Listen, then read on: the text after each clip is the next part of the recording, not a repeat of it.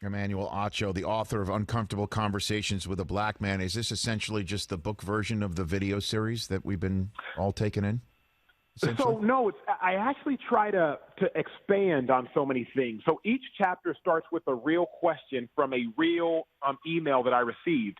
The video series has over 70 million views, Rich. So you can imagine I've gotten a lot of questions. So one first chapter might be like, okay, Emmanuel, what, should I say black or African American? And I'll expound on that. Okay, Emmanuel, how come hip hop artists still use the N word in songs, but I, as a white person, can't say that? Okay, Emmanuel, what's this concept of white privilege? Okay, Emmanuel, but what about, the black family struggle that we see? Okay, Emmanuel, how come black people haven't been able to recover, even though slavery was hundreds of years ago? So, Rich, I think the spoken word has sizzle, but the written word has substance. I wanted to give people a figurative baton to pass down and change racial reconciliation from generation to generation. So it's more expanding on real questions from real people, because I understand, based on proximity and where people grow up, you might not have had these conversations with black people. You might not have been friends with black people. So I said, consider this book the safe space to learn and to grow. So, answer some of those questions you just asked, if you don't mind. I don't want to. People will definitely still get your book here, but you want to hit a couple of them? Yeah, I think the first one is this. When I was talking to Oprah at first, Rich, we were going back and forth on email, a couple FaceTime calls, and I said, Oprah, what do you want me to call you? You want me to call you Oprah? You want me to call you O? You want me to call you Your Majesty? I'm like, what do you want me to call you? And Rich, she said, Oprah is fine. I say that because if you don't know what to call somebody, you can't say you're really friends. When people say Emmanuel Acho, I'm like, Acho. No, Emmanuel Ocho? No, it's Acho. If you can't pronounce my name, you can't say we're friends. So when you ask, is it black or African American? I say black is safer because black is just simply an adjective describing one's skin color, like white is.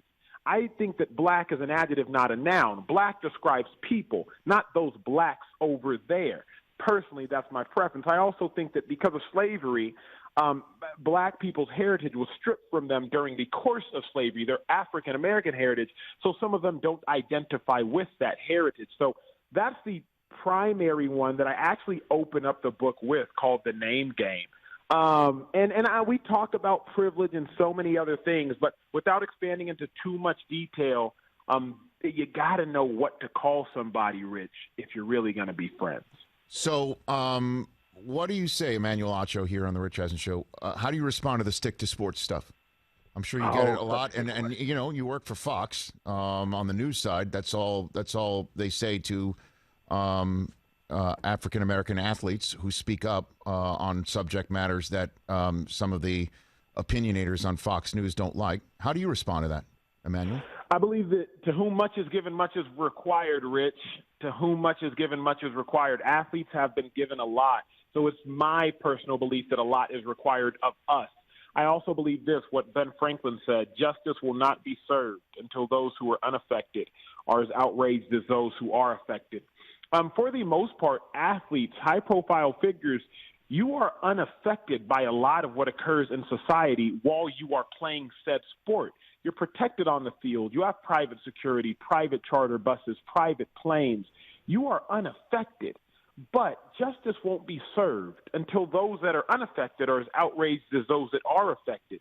So if those that are unaffected, athletes, potentially white men in a society that has often protected white men, if they are not as outraged about injustice of all kinds as those that are affected, then Rich will never see justice. So that is my response when someone says stick to sports.